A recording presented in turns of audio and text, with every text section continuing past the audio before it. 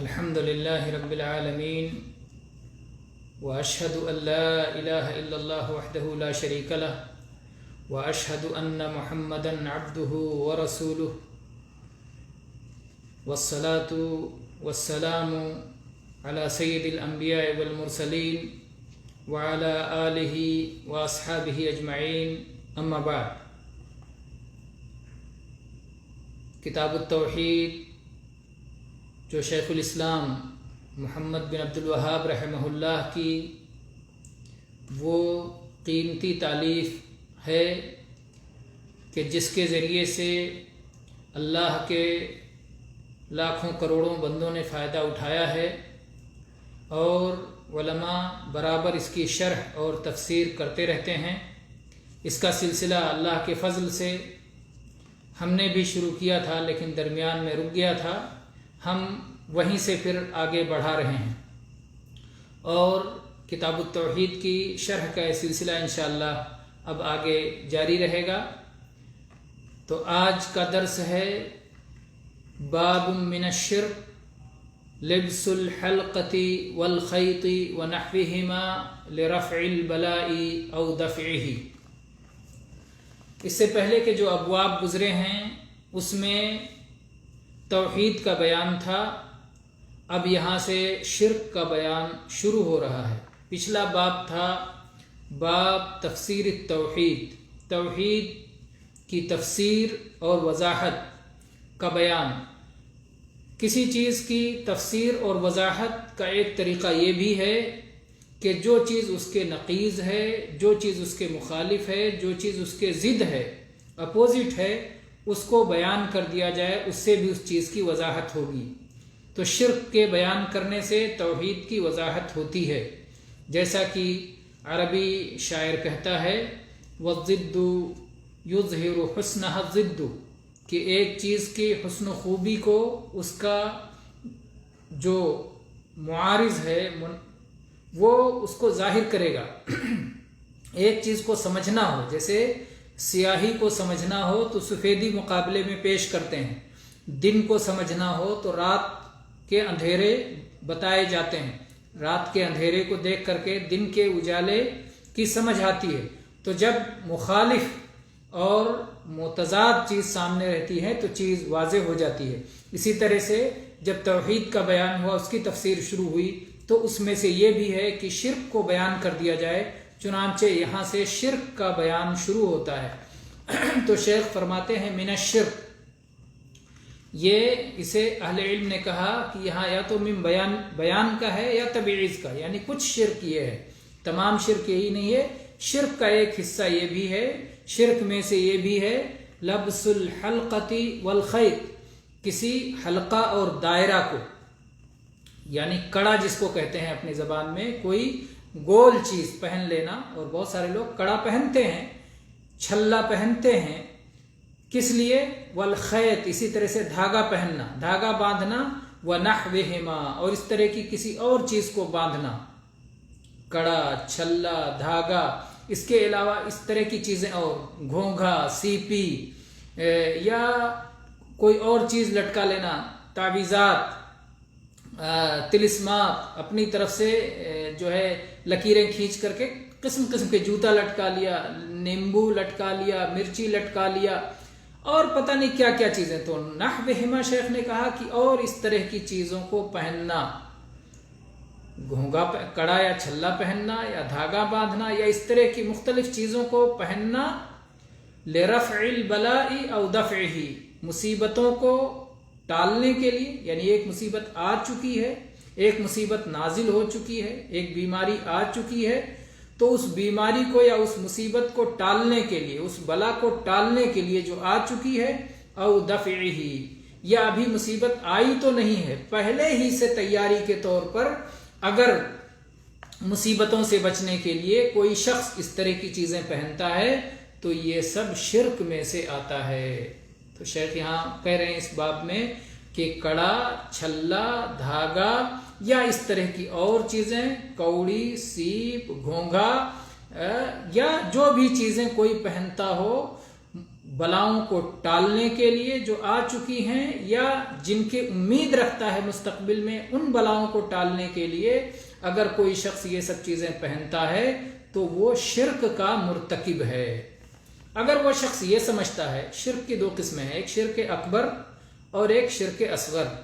شرک اکبر یہ بڑا شرک ہے جس کی وجہ سے آدمی اسلام سے باہر ہو جاتا ہے، اور شرک اصغر یہ چھوٹا شرک ہے جس کی وجہ سے گناہ کبیرہ کا مرتکب ہوتا ہے لیکن وہ اسلام سے باہر نہیں ہوتا۔ یہ ایک معصیت ہے لیکن بڑے بڑے گناہوں سے بھی بڑا گناہ ہے، تو یہ گناہ کبیرہ ہے لیکن اسلام سے باہر نہیں ہوتا۔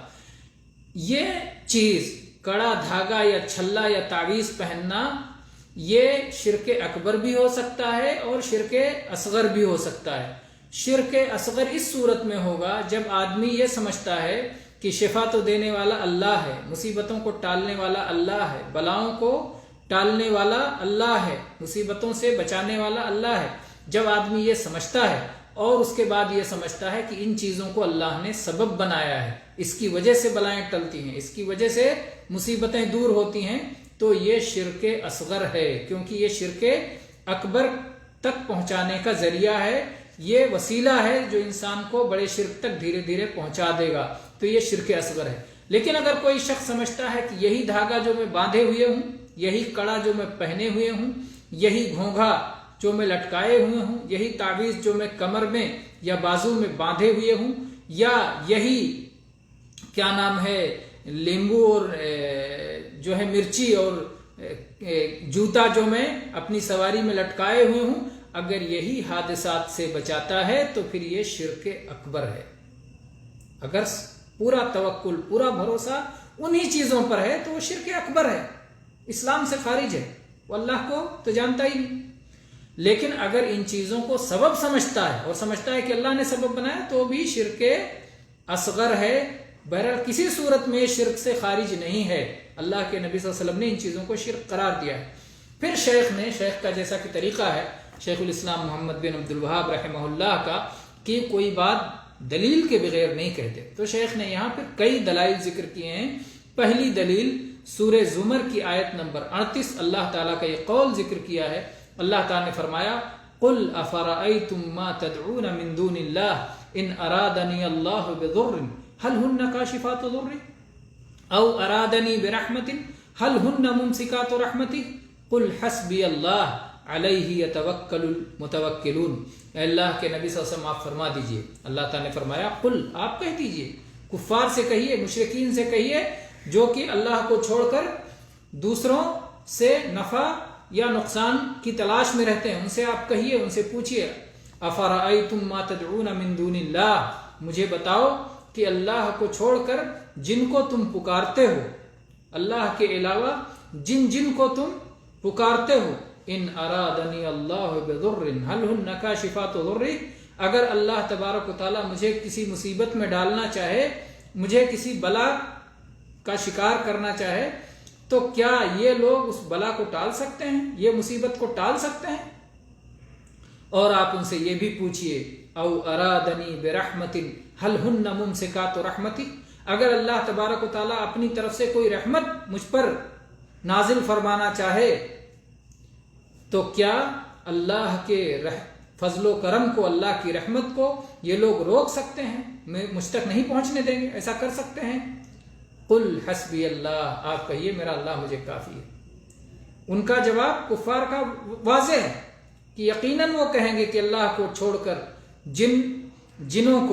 جنوں کو، شیطانوں کو، مورتیوں کو، زندوں کو، مردوں کو، اللہ کو چھوڑ کر جس کو بھی پکارتے ہیں، ظاہر بات ہے وہ لوگ یہ نہیں کہیں گے کہ یہ لوگ کسی نفع کے مالک ہیں، نقصان کے مالک ہیں، کیونکہ یہ کفار مکہ کا بھی عقیدہ نہیں تھا۔ کفار مکہ کے لوگ کیا کہتے تھے؟ اصل مالک تو اللہ ہے، یہ لوگ تو وسیلہ ہیں، یہ لوگ تو اللہ کے پاس سفارش کرنے والے ہیں۔ تو کفار مکہ کا جواب ظاہر ہے، اسی لیے اللہ تعالیٰ نے کہا کہ وہ اس کا کیا جواب دیں گے؟ اس کا یہی جواب ہے کہ اللہ ہی نفع و نقصان کا مالک ہے، لیکن سمجھتے ہیں کہ اللہ نے ان کو بھی کچھ حصہ دے دیا ہے، اور ایسا نہیں ہے، اللہ نے ان کو کچھ حصہ نہیں دیا ہے۔ اللہ تعالیٰ ہی ایمان والے کے لیے کافی ہونا چاہیے۔ قل حسبی اللہ، اے اللہ کے نبی کہیے حسبی اللہ، میرا اللہ مجھے کافی ہے، اور جو بھی اللہ پر توکل کرے اللہ اس کے لیے کافی ہو جاتا ہے۔ صحابہ کرام اور ابراہیم علیہ السلام آگ میں ڈالا گیا. ابراہیم علیہ السلام نے کہا حسبنا اللہ، میرا اللہ میرے لیے کافی ہے. اسی طرح سے جب پورے عرب کے لوگ ٹوٹ پڑے مدینہ والوں پر اور خندق کھود کر کے مدینہ کے لوگ اپنی بستی میں رک گئے، اس موقع پر وہ کیا کہہ رہے تھے؟ حسبنا اللہ، ہمارا اللہ ہمارے لیے کافی ہے. اسباب کو اختیار کیا جائے لیکن اسباب پہ توکل نہ کیا جائے، توکل اللہ پر ہو. اللہ نے جن اسباب کو اختیار کرنے کا، وہ سبب کونی یا شرعی طور پر تقدیر کے اس کائنات میں اللہ تعالیٰ نے واقعی اس کو سبب بنایا ہو، نہ کہ آپ کا وہم ہو. گھونگا لٹکا لیا گلے میں، اللہ نے گھونگا کو ذریعہ بنایا ہے شفا کا. دھاگا باندھ لیا ہاتھ میں، اللہ نے شفا کا ذریعہ بنایا اسے تقدیری طور پر، تجربے سے بات ثابت ہے. تو جو طبعی طور پر اللہ تعالیٰ نے جیسے کھانا کھانے کو بھوک مٹانے کا ذریعہ بنایا ہے، پانی پینے کو اللہ تعالیٰ نے پیاس بجھانے کا ذریعہ بنایا ہے، دواؤں کو مختلف بیماریوں میں مختلف دواؤں کو اللہ نے شفا حاصل کرنے کا ذریعہ بنایا ہے. جن چیزوں کو کونی طور پر، کونی قدری طور پر جن چیزوں کو اللہ نے ذریعہ بنایا ہے، صرف آپ کا وہم نہیں ہے کہ آپ کے دماغ میں ہے کہ اس سے فائدہ ملے گا، حالانکہ حقیقت سے اس کا کوئی واسطہ نہیں ہے. تو اگر کوئی چیز طبی طور پر، کونی طور پر، قدری طور پر ثابت ہو جائے کہ سبب ہے تو آپ اس سے کو استعمال کریں، یا پھر شرعی طور پر ثابت ہو جائے کہ سبب ہے، جیسے دعا پڑھ کے دم کرنا شرعی طور پر ثابت ہے کہ سبب ہے شفا کے لیے، تو وہ سبب اختیار کیا جائے لیکن توکل اللہ پر ہو کہ اللہ تبارک و تعالیٰ ہی نفع اور نقصان کا مالک ہے. وہی بلا ٹالے گا تو بلا ٹلے گی، اور وہی مصیبت دور کرے گا تو مصیبت دور ہوگی، وہی نفع دے گا تو نفع ملے گا. تو اللہ تعالیٰ نے فرمایا قل حسبی اللہ، آپ کہہ دیجئے کہ میرا اللہ میرے لیے کافی ہے. علیہ یتوکل المتوکلون، ہر بھروسہ کرنے والے صاحب ایمان کو اللہ ہی پر بھروسہ کرنا چاہیے. تو یہاں پر اس آیت میں صاف صاف یہ کہہ دیا گیا کہ اللہ کو چھوڑ کر جن سے بھی اپنا تعلق جوڑتے ہیں اور جن کو بھی بلاؤں کو ٹالنے کے لیے، حاجت روائی یا مشکل کشائی کے لیے پکارتے ہیں، وہ ایسا کچھ نہیں کر سکتے، کیونکہ یہاں استفہام انکاری ہے. ان ارادنی اللہ بضر هل ہن کاشفات ضر، اللہ مصیبت پہنچانا چاہے تو یہ مصیبت ٹال سکتے ہیں؟ نہیں ٹال سکتے. اللہ تعالیٰ یہ کہہ رہا ہے کہ یہ ایسا نہیں ٹال سکتے. تو اس سے ہر طرح کے شرک کو اس کے ذریعے سے باطل کر دیا گیا کہ کوئی کڑا، کوئی چھلا، کوئی دھاگا اور کوئی تعویذ اور کوئی گھونگھا اور کوئی سیپی اور کوئی جوتا اور کوئی لیمو اور مرچی اور کوئی بھی ٹونا ٹٹکا، یہ سب کسی کام کے نہیں ہیں. اللہ ہی نفع اور نقصان کا مالک ہے. موحد ہی جو ہے صحیح راستے اور حق راستے پر ہے، اور باقی سارے راستے باطل ہیں. یہ اس سے خبردار کر دیا گیا کہ اللہ ہی پر ہمارا توکل اور ہمارا بھروسہ ہونا چاہیے. اس کے بعد میں شیخ نے ایک حدیث ذکر کی. عمران ابن حسین رضی اللہ عنہ سے روایت ہے، اور اسے امام احمد نے روایت کیا ہے. شیخ فرماتے ہیں بے سند لا بأس بہ، کہ اس سند میں کوئی حرج نہیں ہے. شیخ کی نظر میں گویا یہ سند ایسی ہے کہ جس کے ذریعے سے استدلال کیا جا سکتا ہے. اور سنن ابن ماجہ میں بھی یہ روایت ہے، اور اس کو بعض اہل علم نے ضعیف بھی قرار دیا ہے. بعض اہل علم نے اس روایت کو ضعیف قرار دیا ہے. بہرکیف شیخ اس کی سند کو لا بأس بہ قرار دے رہے ہیں. کہتے ہیں کہ رسول اللہ صلی اللہ علیہ وسلم نے ایک شخص کے ہاتھ میں پیتل کا کڑا دیکھا، گول پہنا ہوا، اس کے ہاتھ میں پیتل کا کڑا دیکھا. تو اللہ کے نبی صلی اللہ علیہ وسلم نے پوچھا یہ کیا ہے؟ یعنی میرے دین میں تو یہ اس طرح کی چیزیں نہیں ہیں کہ کڑا پہنا جائے، تم کیا پہن کے رکھے ہو؟ اس کو علماء نے کہا استفہام انکاری، یہ پوچھنا مقصد نہیں تھا، انکار کرنا مقصد تھا. ما هذا، یہ کیا ہے، کیا پہن رکھا ہے؟ قال من الواہنہ، تو کہا کہ میرے ہاتھ میں ایک کمزوری ہے، بیماری ہے، اس سے دور کرنے کے لیے اسے پہن رکھا ہے. تو اللہ کے نبی صلی اللہ علیہ وسلم نے فرمایا انزعها فإنها لا تزيدك الا وهنا، اس کو نکال کے پھینک دو، اس لیے کہ اس سے تمہاری بیماری بڑھے گی، تمہاری کمزوری بڑھے گی. یعنی دنیا میں بھی اس کا فائدہ نہیں ہے، آخرت میں تو نقصان ہے ہی ہے، دنیا میں بھی اس کا فائدہ نہیں ہے۔ لوگ سمجھتے ہیں کم سے کم دنیا میں تعویذ پہننے سے، دھاگا باندھنے سے، کڑا پہننے سے، چھلا پہننے سے، گھونگا پہننے سے فائدہ مل جائے گا، دنیا میں بھی اس کا فائدہ نہیں ہے۔ تو اللہ کے نبی صلی اللہ علیہ وسلم نے فرمایا کہ فائدہ ہی نہیں بلکہ الٹا نقصان ہے۔ لا تزیدک الا وہنا، اس سے تمہاری بیماری بڑھے گی۔ فإنک لو مت وہی علیک، اگر یہ پہنے پہنے تم مر گئے، ما افلحت ابدا، تو کبھی کامیاب نہیں ہو سکتے۔ اور کامیابی کیا ہے؟ اللہ کی رضا کا حصول، اللہ کی جنت کا حصول، اللہ کے عذاب سے نجات، جہنم سے آزادی۔ کبھی کامیاب نہیں ہوگے، یعنی جہنم میں جاؤ گے، جنت میں نہیں جا سکتے۔ اگر تعویذ پہنے پہنے مر گئے تو آخرت میں ناکام ہو جاؤ گے، آخرت کی کامیابی نہیں ملنے والی ہے۔ تو اس حدیث میں بہت ساری باتیں معلوم ہوئیں۔ اس سے یہ بات معلوم ہوئی کہ بیماریوں سے بچنے کے لیے دھاگا، کڑا، چھلا، اس طرح کی چیزیں پہننا یہ سب شرک ہے، اور یہ حرام چیزوں سے دوا کرنا منع ہے۔ اور ایسے ہی اگر کسی شخص نے کوئی غلطی کر رکھی ہو، نادان ہو، تو اسے تعلیم دینا چاہیے اور برائی کا انکار کرنا چاہیے۔ اور شرک کا نقصان دنیا میں بھی ہے اور آخرت میں بھی ہے۔ اور اسی طرح سے پوچھنا چاہیے کسی سے، اس طرح کی چیزیں کوئی پہنا ہو کہ بھائی یہ کیوں پہن رکھا ہے، اسے نہیں پہننا چاہیے، انکار کرنا چاہیے پوچھتے ہوئے، اور اس کی نیت اور مقصد کا بھی علم حاصل کرنا چاہیے۔ اور یہ بات جاننا چاہیے کہ شرک یہ گناہوں میں کبیرہ گناہ ہے، اور شرک میں کوئی شخص نادانی میں بھی پڑتا ہے، یا ان کو پتا تھا جو پہنے ہوئے تھے کڑا چھلا یہ شرک ہے؟ نہیں پتا تھا، لیکن اللہ کے نبی صلی اللہ علیہ وسلم نے فرمایا کہ اگر تم یہ پہنے پہنے مر گئے تو کبھی کامیاب نہیں ہو سکتے۔ اس کی وجہ سے علماء نے کہا ہے کہ اگر کوئی شخص نادانی سے بھی شرک کا ارتکاب کرتا ہے تو اس کی معافی نہیں ہوگی، اور کوئی شخص شرکیہ کام کرے تو سختی سے انکار کرنا چاہیے تاکہ اس کے دل میں اس شرک کی نفرت بیٹھ جائے۔ تو یہ رہی دوسری دلیل، آیت کے بعد دوسری دلیل رہی اس مسئلے کی کہ یہ دھاگا اور کڑا اور چھلا یہ چیزیں پہننا شرکیہ کام ہے۔ اس سلسلے میں تیسری حدیث جو کہ امام احمد کی روایت ہے، عقبہ ابن عامر رضی اللہ عنہ سے کہتے ہیں کہ رسول اللہ صلی اللہ علیہ وسلم نے فرمایا، من تعلق تمیمتا فلا اتم اللہ لہ ومن تعلق ودعتا فلا ودع اللہ لہ۔ جو آدمی تمیمہ لٹکائے، جو آدمی کوڑی لٹکائے، تو اللہ تبارک و تعالیٰ اس کی مراد پوری نہ کرے۔ یہ بد دعا ہے کہ جو کوڑی لٹکائے، جو تعویذ لٹکائے، تو اللہ تعالیٰ اس کی مراد پوری نہ کرے، اس کے مقصد کو پورا نہ کرے۔ اور دوسرا جملہ ہے وَمَن تَعَلَّقَ وَدَعَةً فَلَا وَدَعَ اللَّهُ لَهُ۔ جو شخص گھونگھا لٹکائے، سیپی لٹکائے، تو اللہ تعالیٰ اسے سکون نہ دے، اللہ تعالیٰ اس کی مصیبت کو کم نہ کرے۔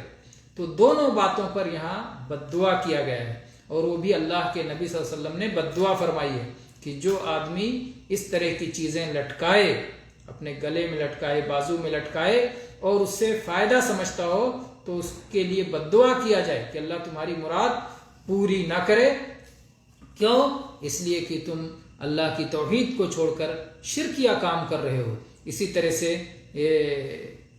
ایک روایت میں یہ الفاظ ہیں، من تعلق تمیمتا فقد اشرک، کہ جس شخص نے گھونگھا لٹکایا، کوڑی لٹکایا، تو اس نے شرکیہ عمل کیا۔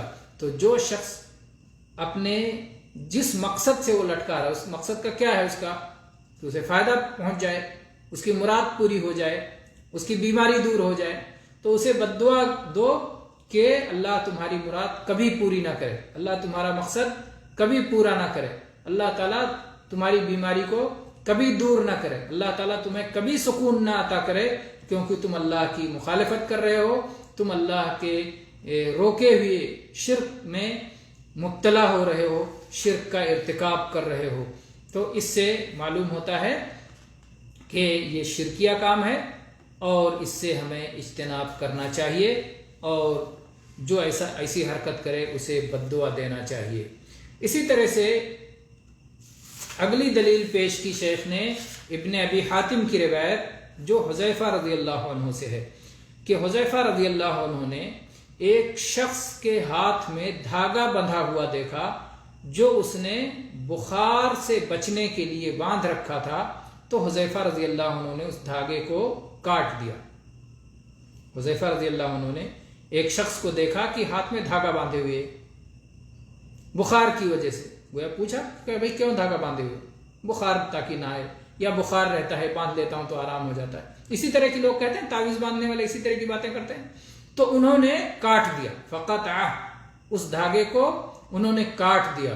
حذیفہ رضی اللہ عنہ نے ایک برائی دیکھی، اس برائی کو ختم کر دیا۔ اس سے معلوم ہوتا ہے کہ اگر کوئی انسان برائی دیکھے اور برائی کو ختم کرنے کی وہ طاقت رکھتا ہے تو اسے اس برائی کو ختم کر دینا چاہیے۔ اور اس کے بعد حذیفہ رضی اللہ عنہ نے اس برائی کے رد کے لیے قرآن پاک کی آیت پڑھی، وَمَا يُؤْمِنُ أَكْثَرُهُم بِاللَّهِ إِلَّا وَهُم مُشْرِكُونَ، اور لوگوں کی اکثریت اللہ پہ ایمان تو لاتی ہے لیکن ساتھ میں شرک بھی کرتی ہے۔ یہ آیت شرک اکبر سے متعلق ہے، کفار کے تعلق سے ہے کہ کفار یہ اللہ پر ایمان لاتے ہیں، اللہ کی ربوبیت پہ ایمان لاتے ہیں کہ وہ خالق ہے، مالک ہے، کائنات کا چلانے والا ہے، لیکن وہ الوہیت میں شرک کرتے ہیں، عبادت میں شرک کرتے ہیں، دعا اللہ کے سوا دوسروں سے مانگتے ہیں، اللہ کے سوا دوسروں کو مصیبت میں پکارتے ہیں، دوسروں کے سامنے سجدہ کرتے ہیں، دوسروں کے سامنے چڑھاوے چڑھاتے ہیں، تو الوہیت کا شرک کرتے ہیں۔